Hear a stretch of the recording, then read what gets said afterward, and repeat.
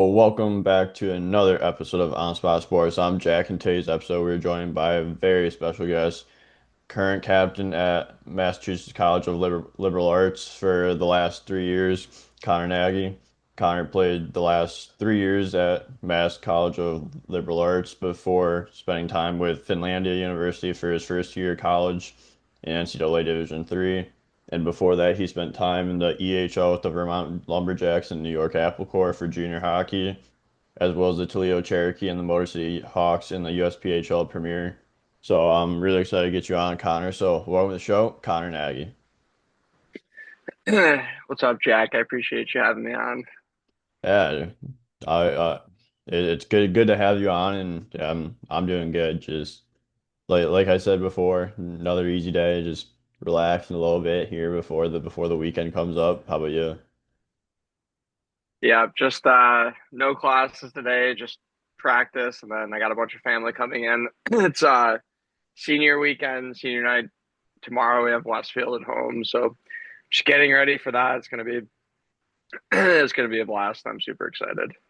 Yeah, I'm sure that'll be a good time, and you never senior nights are always unforgettable. So I'm sure, hopefully, both on and off the ice, it's a good time.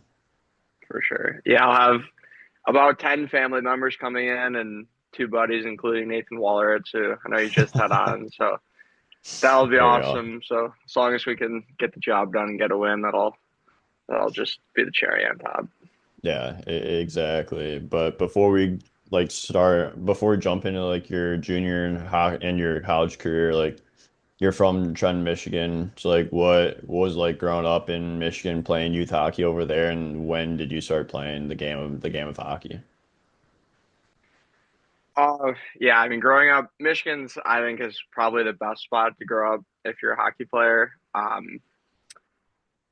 So I started playing before I can even remember. I think my mom put me on skates when I was like 3 or 4 years old, and then I just kind of went from there. I played, house obviously like mini mite, timbit, house league, all that, and then played for the local AA teams pretty much my whole life. I played for a few different teams.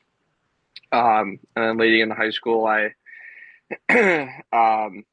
was playing for a team called the Downriver Jets for Coach Mose, who recently took over his development company, NXTL Hockey. Um, but he was the guy that really made me fall in love with hockey. Was playing for him in seventh and eighth grade, and the impact he had on me. From there, I went and played for my Trenton High School JV team my freshman year. Carl Olds, he was awesome. Um, that was a good season. We lost in the state championship. So then going into my sophomore year, I got cut by the varsity team again. So I went back to the JV team. I was one of the captains of that team. Another great season. We lost again in the state championship, unfortunately. So then going into junior year, I kind of knew I had to make the jump to the varsity level if I wanted to really do anything with hockey, and I always kind of knew I did. So I made the varsity team as a junior. It wasn't a great fit for me, if I'm being honest. Like, I didn't get a ton of playing minutes, but I was on that team. And at the end of the year, I kind of decided it was, I wanted to go a different route. So I was playing some AAA hockey in the spring, with some different teams, feeling it out, and ended up signing with Toledo and playing my first year junior in high school. And I was actually fortunate that Toledo was local, it was about 40 minutes from my high school, and they practiced that. I want to say high school got out at like 2:30. I think we got on the ice at like 4, so I was able to stay in normal high school, even though I came close to failing a couple classes. Not because the grades Yeah. were bad, but because I missed so much traveling playing junior hockey. Um, yeah, and then at the end of that season, I got um, traded to Motor City for the last 10 games, and we're able to go to the USPHL Nationals that year. We won our division or conference, whatever they called it, and that was a good experience there too. So that kind of sums up my youth hockey through high school journey. Yeah, that's awesome. And just for the different opportunities, go play high school, like get cut. Like obviously, you don't want to get cut, but like you still got to play. You played JV for a couple years, then made varsity, made that jump to varsity, and then to juniors, obviously. So like, what were some of your favorite memories throughout that youth hockey time? For sure. I mean, probably the most fun 2 years I had of youth hockey was playing for Mose. Like I said earlier, just the level of passion that guy had and has for the game, and the way he was able to convey it to us. And like if it wasn't for that guy, I wouldn't still be playing. So huge shout out to Mose, Coach Mose, for everything. Obviously the playoff runs, um, freshman, sophomore, and junior year, state runner up. So that obviously wasn't what we wanted, but being able to go on those deep playoff runs is always something super special. Yeah, for sure, and like it always brings good memories and good friendships and relationships too with everyone. That especially when you're going through a season and then you end up obviously going to the state championship. I mean, obviously you want to win the ship, but you get pretty close, and I'm sure you still talk to a lot of those guys today. Yeah, absolutely. I mean, that's the just the relationships and um, the experience you get to have with the boys and the people you get to meet, even in high school, playing with the guys you grow up with, and then even like when I was playing juniors, it was Toledo's still mostly local guys, so a lot of guys you grew up playing against, and that kind of thing was awesome. Yeah, for sure. But like you said, like you got cut from varsity for a couple years in high school. Like what would you do to help yourself make that jump to varsity your third year before going to juniors? Um, yeah, so I mean, you know, I was a super late bloomer physically and mentally. Like I came into high school at I think 5'5", 115 pounds, and for reference, now I'm 100. Sorry, 6'1", 200 Yeah. pounds, and like my game is big slug defenseman that can move his boots. So just physical. Like I always knew that I wanted to be a hockey player, but like if you asked probably anyone when I was 14, 15, even 16 years old, like they definitely would not see me sitting where I am today. So, I just like every day I just battled and grinded and competed harder than everyone else. Like I was the hardest worker in the gym, and I was constantly in the gym. I was anytime I could get on the ice. Like I remember, before I could drive, when if I couldn't get a ride to the rink, I would, you know, walk or bike to the rink with my bag and go to Sticks and Pucks or drop in when I was 14, 15 years old. Just trying to surround myself and seeking out like the best coaching I possibly could. Like just going and talking to anyone I could and picking their brains, just doing everything I possibly could to get better because I wanted it so bad. Yeah, that's huge. Even just if you didn't have a car, have a ride, still walk there with your bag. I'm sure it was made your shoulder and back quite sore after carrying all the way to the equipment there. Yeah, but those are good times though. But like then you went on to play with the Toledo Cherokee and the USP. So like what was that process like? I know it's 40 minutes away from your house. Like what was that process like to get on Toledo? Yeah. So I mean, it seems like a lot of situations in hockey they almost find you. You don't find them. At least that's kind of been my experience. I played AAA spring hockey that year, and I was kind of skating with a couple different teams. Was kind of getting late in the season, in the summer. Like guys, the teams are waiting to see if they're going to get guys back from junior cuts and that kind of thing. But it was August, so I kind of was getting antsy and Yeah. wanted somewhere to play. So ended up signing in Toledo. But the way I made that connection was I was playing for a Michigan high school like split season team called Elite Brigade, and the coach of the local Elite Brigade team, which we had a pretty sweet team that year, was an assistant in Toledo, and like they were having like a spring skate. And I asked him if I could come out, and he's like, "Yeah, yeah." So I went out. I had a good showing. Talked with the coach. He offered me a contract. So I ended up just signing there at the end of the year or end of the summer, excuse me, when the AAA teams kind of weren't formulating yet, and I wanted a little bit of security for my senior year. So I signed down there. That was a huge jump going from like a kid who barely played on his varsity team to playing junior hockey. But I had a huge physical development going into my senior year. Like, I mean, I was still a kid, but definitely went from being a kid to someone, who could physically hold his own in juniors. And I hit the Yeah. weights hard that summer and I was skating every day and working my ass off. So I made the jump and like I wasn't like I didn't have a like great start at Toledo, but I got to play a pretty good amount of minutes. I got to play against grown men, big boys who were going on to play NCAA hockey the next year, ACHA hockey or getting sent down from tier 2, that kind of thing, which was a huge jump for me. And I think um, playing at that pace, that physicality, that grilling of a schedule was a good jump for me and it helped me.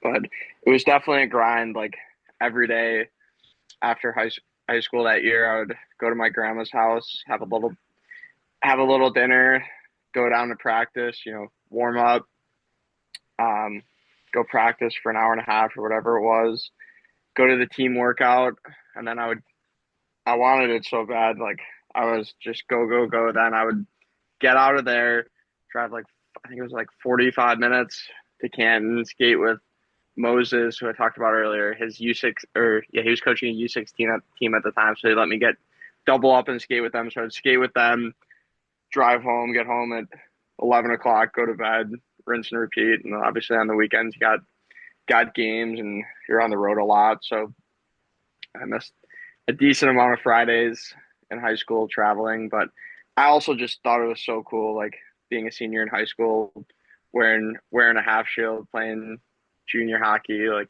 just on the road, Yeah. like still being able to finish it at the school I went to all the way through. So that was fun. And then it's getting close to the end of the year that year, and Toledo was struggling a little bit. I didn't think we were going to make playoffs, and I just kind of wanted to finish the year with a little better of an opportunity, maybe somewhere where I could be more of a top guy and get a better chance and a team that was going to make playoffs. And we ended up going to the USPHL Nationals. So kind of narrowed it down to a couple teams and got linked up with Coach McCrimmon from Motor City, who's absolutely amazing human being. It was a privilege to play for him, and that was a fun group of guys. Super short stint, but yeah, that was that experience. Yeah, like what was that development throughout that year? Because like you said, like it started out rough, but like you went on to a strong team at the end of the year and made a run for national title at the USPHL level. So like what was that development like for you your first year of juniors? For sure. I mean, I wouldn't, I know I said it started off rough, but it was more just like adapting, getting used Yeah, to yeah, yeah, that level and that kind of thing, and trying to find some confidence in myself. I think getting like the team I got traded to, like the Toledo team, like the team I got traded to wasn't any better than Toledo. They were just a little bit older, and the division wasn't as good, so it's like easier to win out and get to the yeah, nationals. But I think just being traded, getting a breath of fresh air, like unbiased coaching staff that I could come in and just kind of be myself, gave me that confidence and that fresh breath. Where I got a little power play time. I got to play top 4 minutes. And I really got to blossom a little bit in that last stretch in the USPHL. But it's the development for me. I know everyone's different, but for me, it was just every day, just try and get better. Like I said, I was skating twice a day, and if I wasn't skating twice a day, I would come home and shoot pucks and do like band workouts and mobility, just like whatever I could, like just obsessed with becoming better. Yeah, just obsessed with getting better every day and just making a run for college at the end of it, junior hockey, college, and go from there. For sure. Yeah, I mean, college was obviously always like I always wanted to play NCAA hockey. That was always Yeah. the ultimate goal. But at that time, it was just like so day to day. Like I was still so like didn't have a resume, didn't have a name, anything like that. Like I was just like clawing at everything to try and just make it to a higher level and just get better every day and try to live in my boots, which is something I still do and really try and live by. Yeah, just try to build yourself up. But then that next year after your USPHL year, you spent a year in AAA with Little Caesars. Like what was like it's an elite program in Michigan. So like what was that year like for you? And just to go play AAA for a year and then get back to juniors in the EHL the year after. For sure. So I mean, I've told this story a million times, but after that year of junior in the USPHL, like, I kind of decided I wanted to make another jump and keep pushing forward and, play at a higher level. I felt like U18 was just in Michigan was such a good development path. I kind of want to, I had a taste of it the year before and kind of decided that was the route I really wanted to go. And I went to some junior camps and stuff too, but I really wanted to play 18s that year.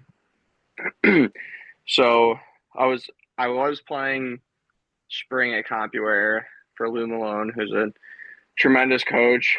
Um, but I was shopping around and I went to the Little Caesars Midget Major Open tryout, and there's 250 kids there. Like it was nuts. Like I got three shifts the entire tryout.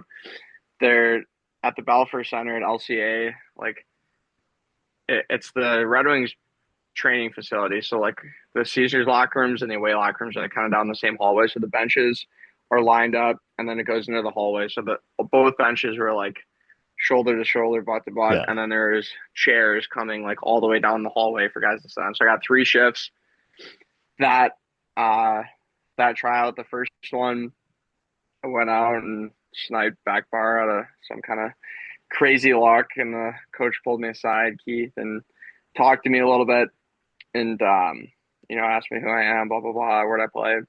So the next shift, I go out and light someone up center ice, and so he invited me to the skate the next day. And I go out, and it's like the normal team, the 17 guys or whatever. And I think I was the only one that actually got an invite back from that tryout. Maybe one other guy or something like that. But I just got really lucky and was really fortunate to get that look. And then I was playing for CompuWare, so I said just keep playing for CompuWare in the spring, and we'll be watching you. And um, the CompuWare, they had a good team that year too. Like we were right neck and neck.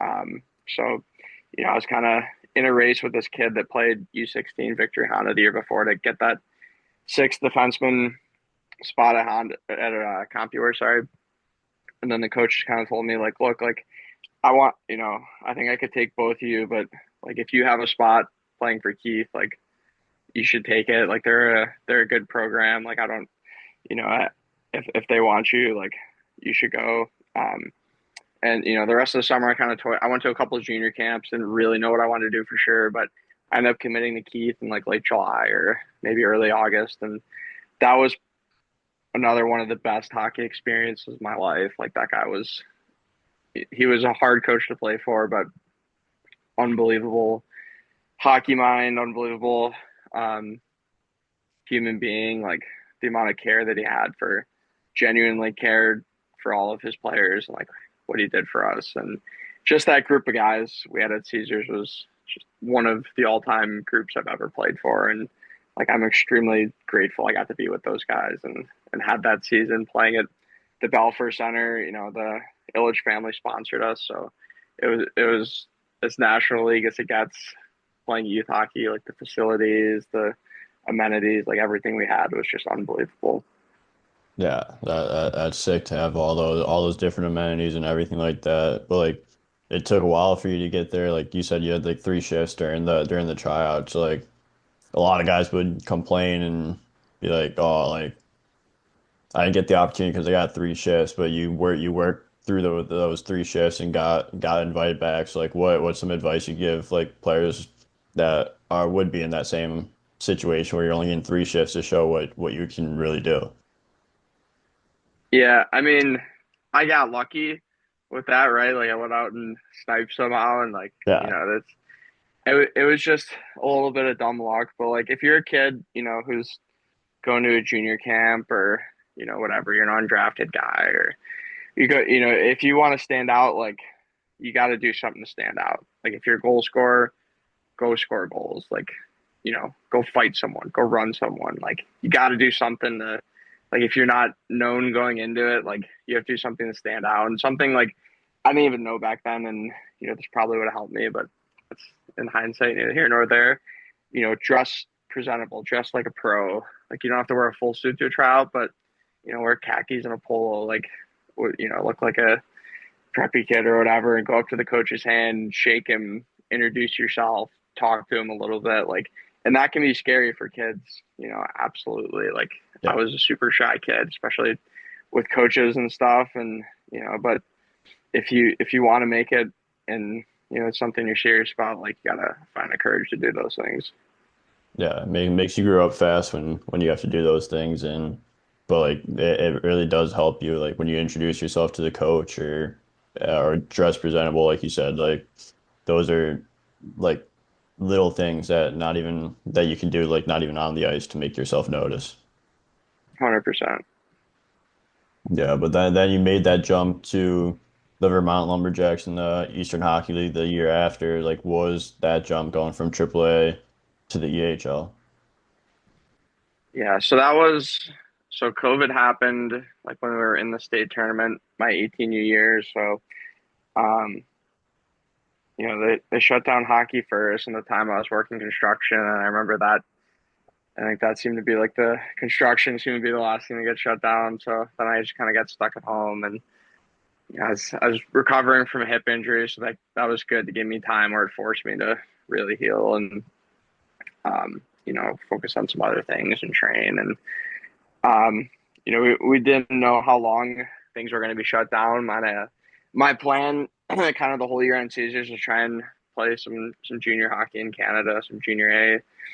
I was talking to some teams, was going to go to some camps, and I had some really good leads and stuff like that. And uh, the Vermont coach called me, and it was kind of all over me for a few weeks, and it didn't look like the Canadian border was going to get open, and just that Vermont team, I think they had like something crazy, like 17 NCAA advancements the year before. Like they had a Wow. super age out heavy team. They had a good team, and the league was super strong back then. So 6, 5, 6, 7 years ago.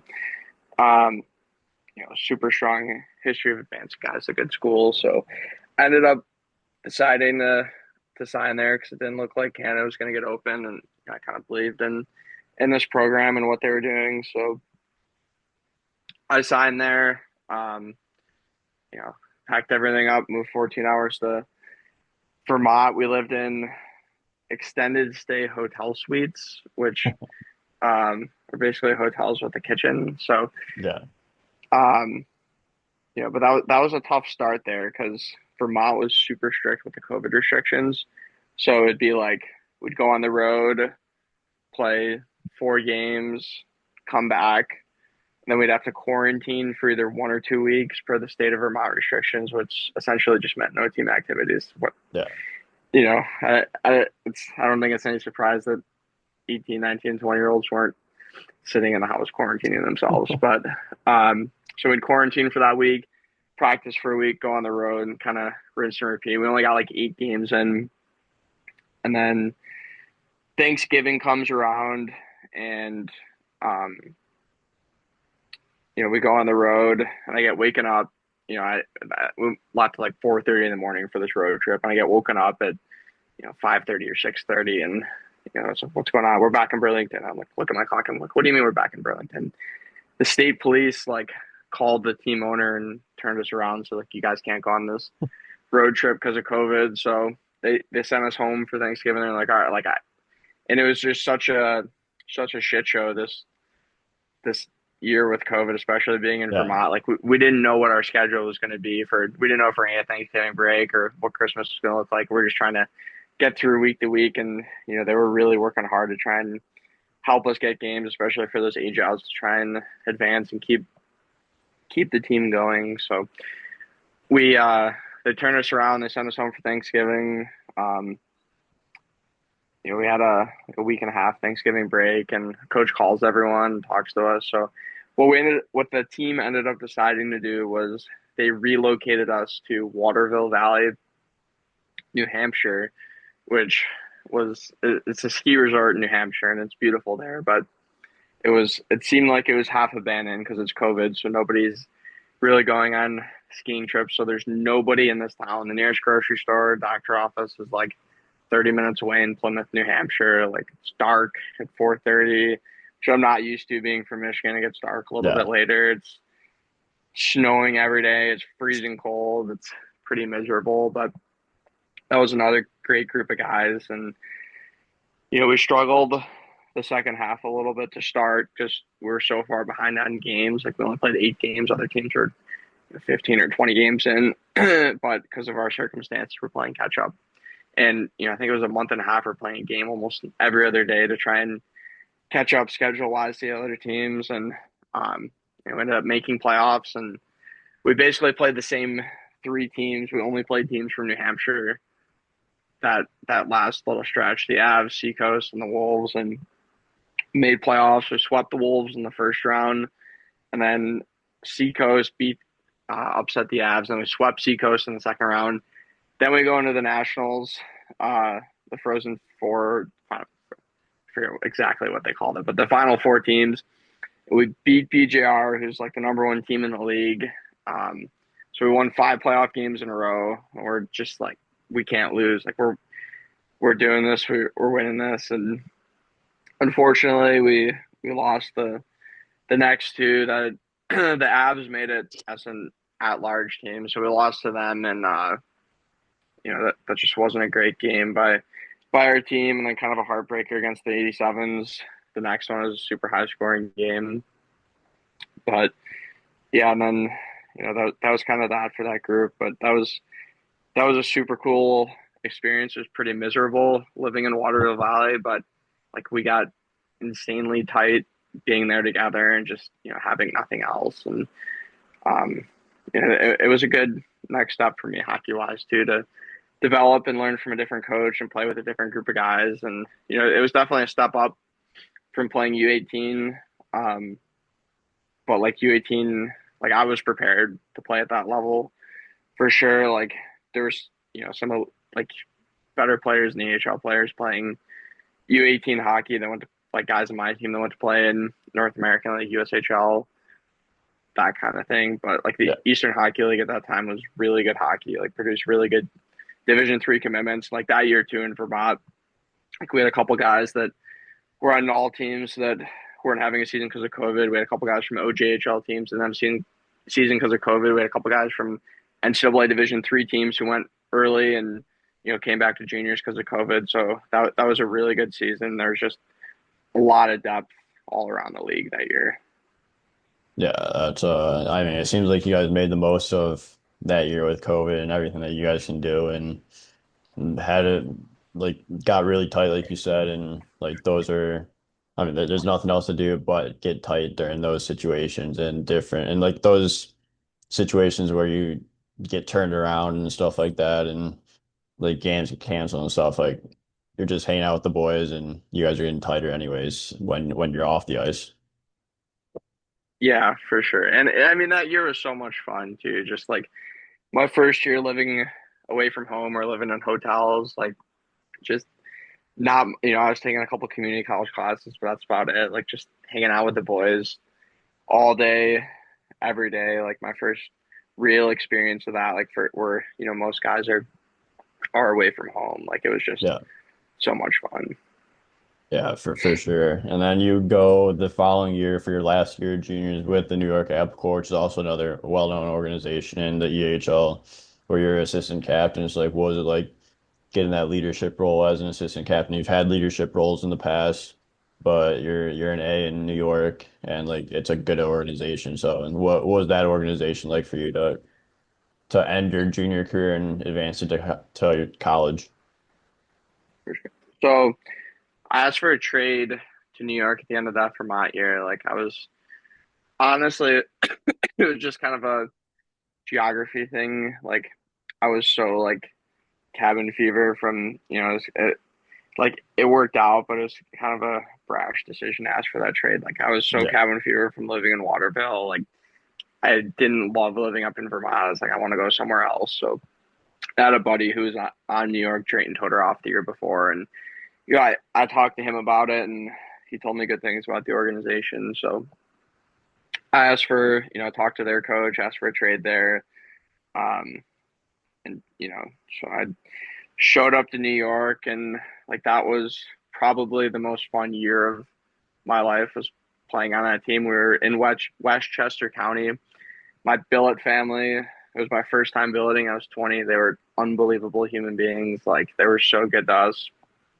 We were an hour north of New York City. Like we were close to a bunch of major East Coast colleges, and like that was really my first time like experiencing big cities and going out and just like had so much fun that year. And one of my best friends I grew up with, hometown buddies, was playing for a different team in the league, BJR, and he got traded to my team and lived with me um, in that house. So like being able to hang out with one of your lifelong, a guy I've known since I was 5, 6 years old playing mini mite hockey, and he got traded to my team. I grew up with this kid and got to live with him, and it was just such a fun group of guys.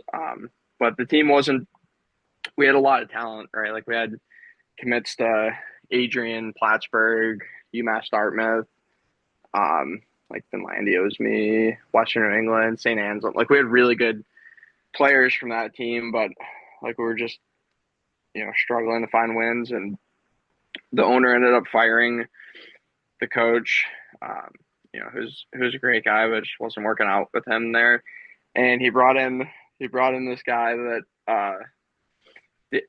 I'm not going to say his name. Like he's actually like an elite hockey mind. He played in the top German league for many years, and like he had stupid numbers. I think in the Western League.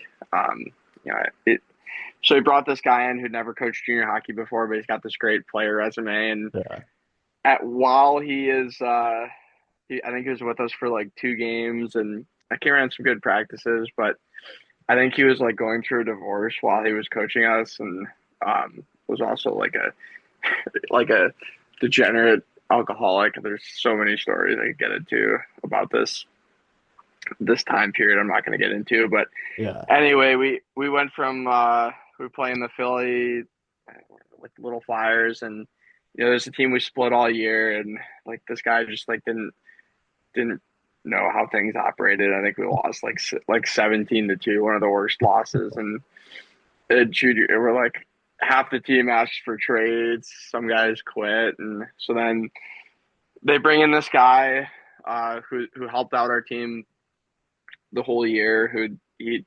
Joe Wegworth, unbelievable human being. He played for the program, played in Notre Dame under Jeff Jackson, played a couple years of pro, and got hurt. But he was coaching some youth teams out of our rink in kind of the same organization, Westchester Express. And he came in and he's like, look, like, I understand if any of you guys want to leave, but I'm going to take over here for the last 10 games. Like he was, I think he was maybe not much older than me, maybe like 26, 27 when he took over this team. And, um, we all rallied behind him. Like he's an unbelievable coach. He's a full-time assistant at Bemidji State now, like great hockey mind, just understood the dynamic of the locker room and how to get the boys like the most out of each player. And we rallied behind him, and um, we split. We went 5-5 the rest of the season. We made playoffs, and we almost upset the number one team in the division in the finals. With probably a group of like 5 or 6 age outs, and like we had to pull up some U18 kids. We had to fill in the roster with a bunch of hodgepodge, like our starting goalie who went to Adrian left. So, it was, we made it work, and, that was that was just a lot happened that year, but it was such a fun year, and I'm grateful I got to experience it. Yeah, and it's cool that you guys rally behind that coach and like he's young, like you said, like he's maybe a couple years older than you, and like so he Hmm. gets it, and he went through like what you guys did, and like sometimes those make for the best coaches because they've been through it and they just came out of it recently. 100%. Absolutely. Yeah, but like what were some of the lessons that you learned throughout your junior hockey career that you took on to college the next year at Finlandia? Yeah, I mean, I guess like big thing juniors is good just to like learn how to live on your own and be an adult and struggle financially and all those different things that you have to deal with in college, but without a full course load and um, just continuing to develop how to be a good hockey player, how to be a good teammate, how to be a good human being, all of that stuff that comes with maturing and if you make it to the college hockey, especially the NCAA level, like you have to learn those things before you get there. And I was fortunate enough to get those lessons and experience so much in juniors that helped prepare me for college. Yeah, those are good lessons to learn that you can bring into not only hockey but in life too. So then you go on from junior hockey and you commit to Finlandia University for your first year. So like what was that commitment process like to go to Finlandia? Yeah, so I visited a handful of schools. Um, I ended up deciding to go to Finlandia because I just really liked the vision the coach had. I loved his um, commitment to discipline and details and what he stood for, and he buttered me up on my visit too. Like he got me and my dad a condo on the school did on the waterfront that weekend. The older guys took me out. Like I like the area, so there and they just wanted me, so I decided to commit there shortly after the end of my age out year, and train incredibly hard that summer to try and get prepared for my freshman year. Yeah, then you played the year out throughout in Finlandia. You spent 1 year there playing 21 games before that program folded. So like what was your time with Finlandia University and just getting your start with college hockey at Finlandia? I had a great experience at Finlandia. Going in, like I'd heard they would over recruit and had big tryouts. So like my initial goal was just to make the team, and Yeah.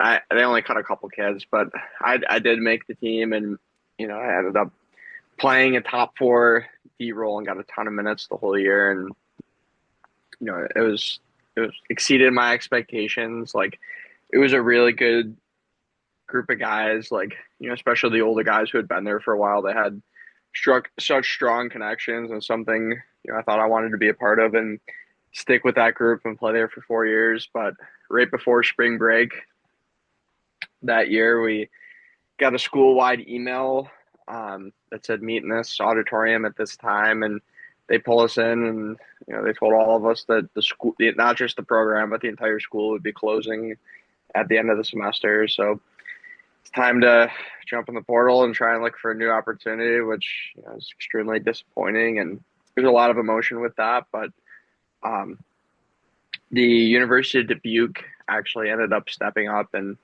saying that they would take our all of our coaches,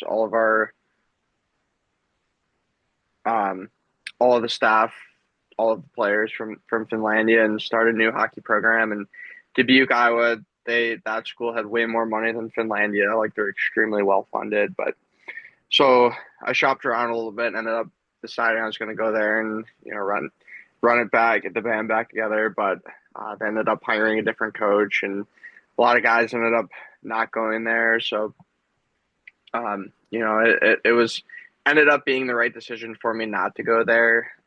But it was late in the recruiting process, and a lot of the schools that I was talking to had filled the spots I was talking to them about. So I reached back out to Coach Katz, and he was gracious enough to still offer me a spot in his brand new program, and so I committed to come to MCLA and come back out east.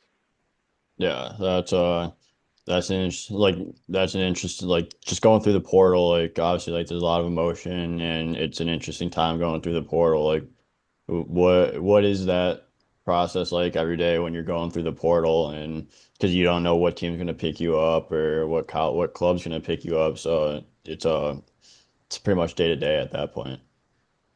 Yeah, I mean, it was extremely stressful. I was a player that like I didn't want to be in the portal. Like, I didn't have a choice though. Like the school was literally closing. Otherwise, I Yeah, never would have decided to transfer. Not that there's,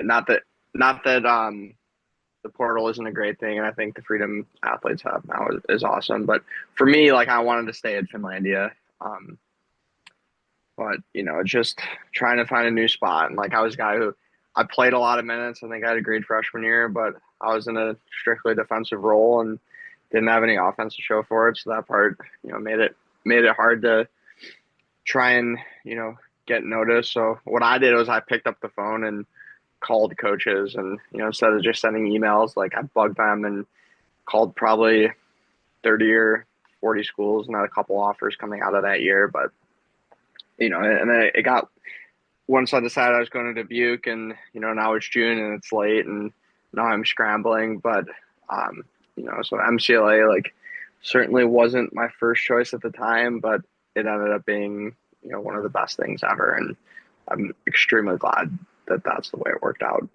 yeah. All things work out eventually, and it led you to Mass College of Liberal Arts, and so like what. You go in there and it's your sophomore year technically. So like what you go in there for your first year there, like what's it like just transferring over there and then just like with school and then find that balance again with hockey with school and just going for a little run with MCLA. Yeah, it was a completely different situation than Finlandia being a startup program. Um, I was the only sophomore. We had one junior and then one senior, Nathan Walleritz, and everyone else was a freshman. So everyone else is new to college hockey. So it's like there's no pecking order. Like it's just a brand new, fresh group, and you know, like Pipes and senior, like both of them played NCAA hockey before, but like not didn't really play consistently. Like I was the only one who like had consistently played games, and I was only a sophomore still, so just trying to navigate that with that group. And that first year was all about like defining our identity and who we are and our culture, and what we're about, and just the guy getting guys used to playing at the college level. And ended up really coming together by the end of that season. We went on a little run and almost made playoffs with a team of almost all freshmen. And, we beat UMass Dartmouth, we beat Westfield, we beat a lot of really good teams in our conference in that last little stretch. Yeah, that's huge that you guys were competing and winning against those teams in your conference and everything. Like, what do you have to learn pretty quickly about NCAA Division III college hockey to if you're gonna be successful the next couple of years? For sure. And like, I got named as one of the first two captains, me and Shane, at the end of that year, and just like learning how to be a leader, especially at this level, and what it takes, and just trying to figure all of that out and adjusting to a new school. And so, but it was so much fun that first year, like all these guys freshman year, like we had a blast that year. Yeah, and you also got your first college goal throughout that first year at MCLA. So like, what was it like to get that goal out of the way? Yeah, I actually scored the first goal in the program history, so at home. So There you go. packed house, like that was one of the coolest moments for me personally.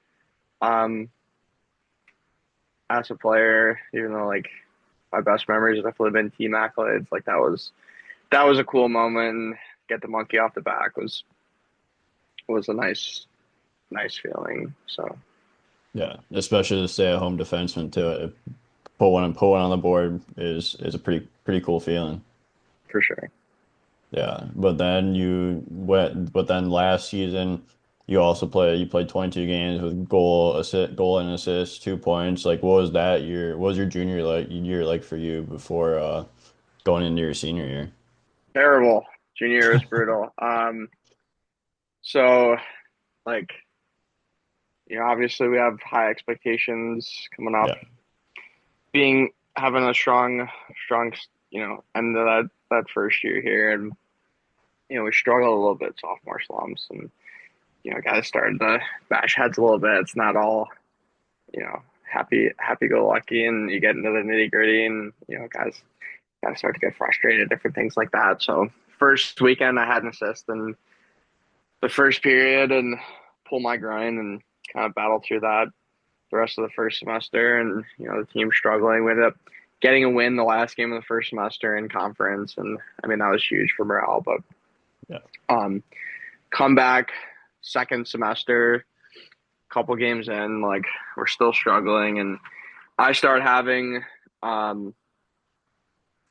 just like lower back pain. Don't really think much of it. Like after the week, and it keeps progressing. It gets to the point where it's like unbearable, unbelievable pain. Like I can't lay down, I can't sit, I can't stand. There's nothing I can do. So I'm working with our AT. Eventually get X-rays and find out I have 7 broken vertebrae, compression Ouch. fractures in my Ouch. back. So that X-rays come back, meet with our team ortho, Dr. Donovan, who's incredible at what he does, and he's like, all right, your season's over. So take about a week off, hang out on the couch, have a couple pops. And then I get antsy though because I'm a competitor, and so I start jumping on the stationary for 3 hours a day. The one where you're sitting down, your back's propped up because it's the only thing that they'll let me do. So Yeah. I just become an animal at the stationary, and I'm just supporting the boys. And I ended up they sent me to get an MRI, which is part of the process for this injury. And what so I'm on, I miss maybe a month of hockey. I'm feeling good, and I found out on the bus. I'm actually feeling so good that I'm like in the shooting room taking slap shots. My buddy Bortles like, you can't be doing that. Your back's broke. I'm like, I'm fine. I feel good, but I shouldn't have been doing that. But anyway, so we're on the bus, and the MRI results come back, and I just hear Matt on the phone. Like I kind of get our AT, and I kind of get an idea of what's going on.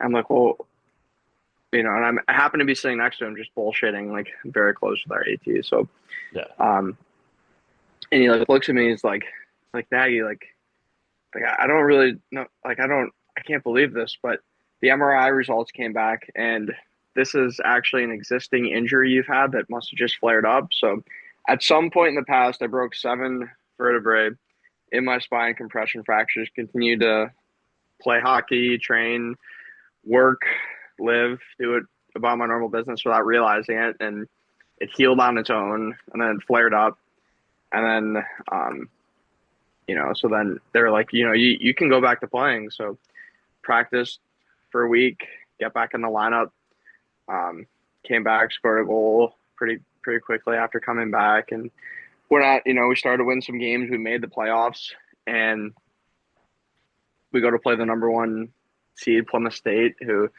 has ran the MASCAC for, I think they hadn't lost a MASCAC game at home in like 7 years or something crazy. Wow. That UMass Wow. Dartmouth beat them in playoffs. So we go there, like D1 level facility, like they have great fans, like incredible team. So every expectation is for us to get our doors blown off by them. But so we go there,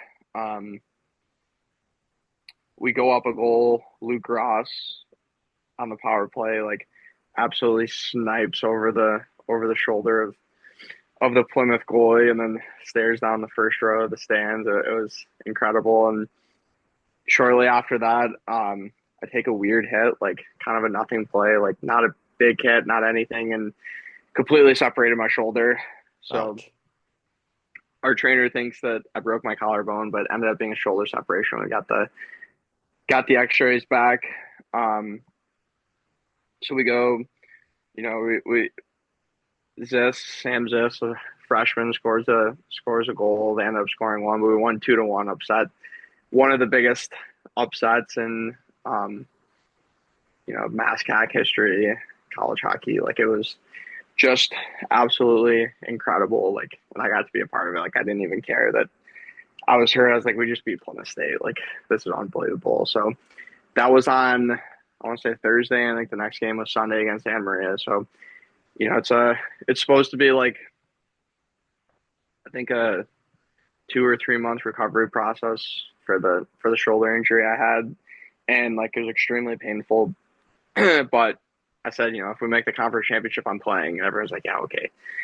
And so, I'm just doing crazy PT every day, rehab, like 2 hours every day, doing everything I can do. And um, so we go and we travel with the boys obviously, and root the boys on. We upset Anna Maria, who's another very strong like top 30 team. They had an incredible team last year. Like they thought they were gonna blow us out of the water too. Like our fan, like I think we had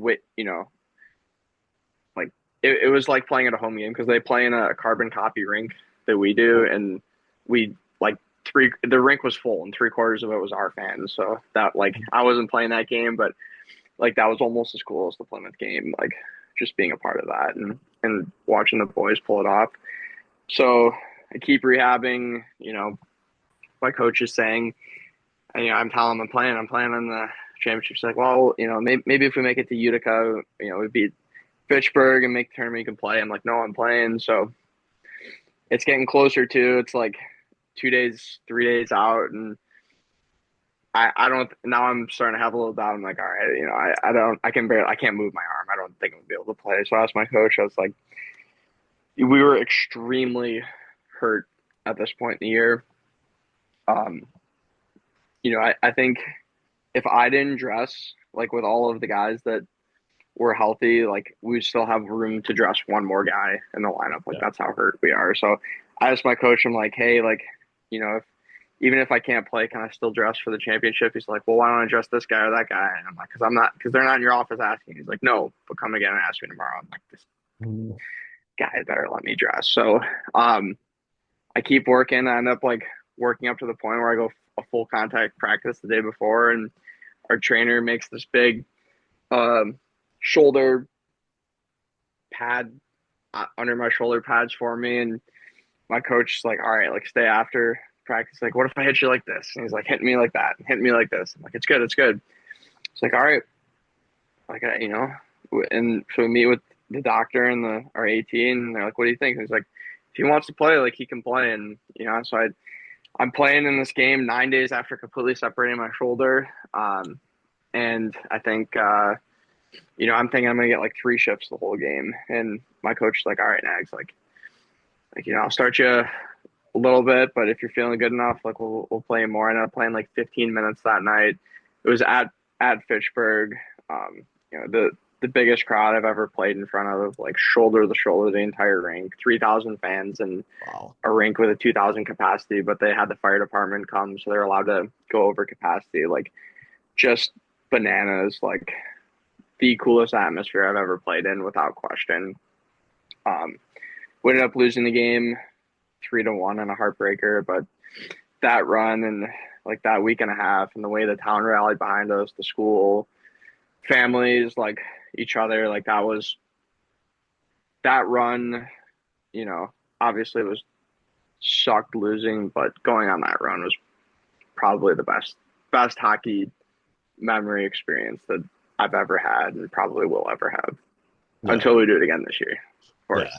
There you go. There you go. This year's the year, but like at least like after everything that you went through last year, like you guys went on a run and the one of the best runs that you've been on, one of the best times that you've had in your hockey careers, like it all makes up for all the adversity and all the injuries that you had throughout that year.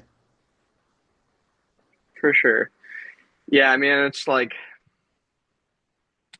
adversity, injuries, like all, everything in the journey, like it's all part of the journey, and that's you got to enjoy the good, the bad, the ugly. Like it's not going to be smooth sailing. Like you got to love the process. You just got to love the game, and more than anything, you got to love the fellows and just you know being being a part of it and just enjoying every day. And that's the only way you're gonna make it at the low high levels because we're not making any money and we're not it's not super glamorous other than maybe one or two nights a year. So you got to just really love what you're doing if you want to do it.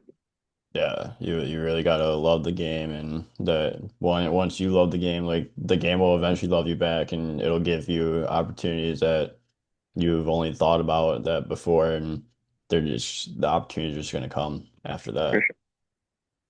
Yeah, but then this year is your senior year. It's like how's your senior year going like for you? I know you have senior night this weekend, so kind of so like that should be a lot of fun.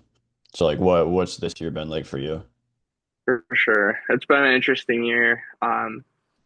Day one, I'm not going to get into any details or anything, but first day of classes, our coach gets fired. So the first month was like me and the other two captains, like, basically running the show ourselves. Like we're running workouts, we're holding guys accountable, like we're running practices. So that's, it was tough, but um, we ended up bringing in a new coach, and it's been an adjustment. But this year for me is, obviously I want to win, but it's all about just trying to trying to enjoy the ride and trying to enjoy every day as much as I possibly can, and be the best teammate, be the best leader, be the best, you know, everything, be the best student I can be, and um, the outcome is what happens. And if I just focus on the process of myself and bringing the same me every day, and just trying to enjoy it. And like obviously this weekend's a huge weekend. I'm the only senior on the team. I'm gonna have a bunch of family in town, a couple buddies in town. So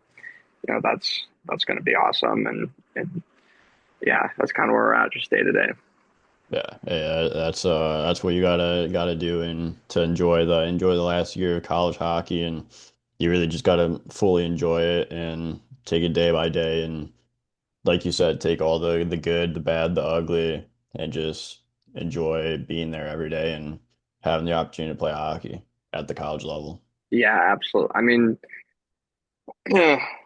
coming from where I was at 14, 15, 16, even 17, like being in this, where I'm at right now and being able to play at this level and having the privilege of being captain at this level and making it 4 years, like it really is a blessing. So, sometimes I do have to just slow myself down and think back to that and just really try and take it all in and enjoy it.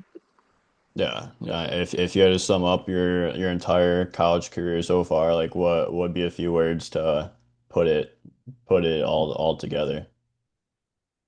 College hockey is a grind. Like, everyone says that, everyone knows it, but Yeah. every day is a battle. Like, especially being a finance student, like taking hard classes, like that's a full time job. It's a battle. Being a college hockey player is a full time. Every game is a playoff game because it's such a short season at this level. So you have to be on point every single day, every single night, practice games, like and trying to find that same level of consistency and having that confidence in yourself. And the biggest thing about this level, like even compared to the EHL, which um, it's just like everyone's good. Every single team you play is so good. Like everyone was a top guy in juniors at whatever they did. Like they're here for a reason. Like the guys on your team and the guys you're playing against. So you just have to bring it your all. But um, what I love about the college game and excuse me, what I love about the college game in this level compared to juniors is obviously with the portal or like with my school closing, it's not always the case, but it's a 4 year commitment. So you come in with guys like there's a group, I think 16, 17 juniors now who are freshmen that I've been with for the last 3 years. Like you really are a family. Like you guys do everything together. You live together. You hang out together. You play together. You train together. You go to class together. Like you party. Like it's like as close as with a group you'll ever get is in college hockey. And like nobody's getting traded. We're all in here, and this is what we got. So it's just about the guys in the room. Like at the end of the day, it's not about the administration or even the coaching staff or anything else. It's about each other and what you have. And like I love that about college hockey. Yeah, that's super cool to hear, and you just gotta have fun, enjoy every moment, and live the dream of playing college hockey to the fullest. And if you do, like you're gonna enjoy that ride. Absolutely. Yeah. I mean, it's definitely not for everybody, and I think people get weeded out pretty quickly if it's not for you. But I'm not gonna say I've loved every second of it because it's been Yeah, a lot of struggle, but like, I try to enjoy every single second and every single day. And I'm just very grateful to be here. yeah, that's all that matters. That you enjoy every second. You're just going to just grinding it out and loving the process and loving the grind. Yeah, but I have one more question for you before we wrap this episode up. Like, what's been your favorite college memory throughout your 4 years of college hockey? I mean, easily that playoff run Yeah, last year, beating Plymouth, then beating Anna Maria, and just being in that Pittsburgh atmosphere, like home opener here, first year, like first game in program history, packed house, like the amount of support we had, like being able to score that first goal, like we took Fitchburg to overtime. It was a really, and we ended up in a tie, like strong historical MassCAG team, like with a bunch of freshmen. Like that was super cool. And then just so many memories with the fellows, just being with this group of guys, like you know, being with these guys for the last 3 years, I've grown so close to them, and it's I've never been with a group this long, so other than like high school, but being able to be with this group for so long and being with these guys, you get so close and get to know everybody so well, and like I love these guys. yeah, that's awesome, and I'm glad you had a good college career so far up to this point, up to senior night so far, and just that you're enjoying like the special moments too. But I want to say thank you again, Nags, for coming on the show. I appreciate your time, and I want to wish you the best of luck with senior night and the rest of the year. Thank you, I appreciate it. It was a ton of fun coming on, and hopefully we'll stay in touch here.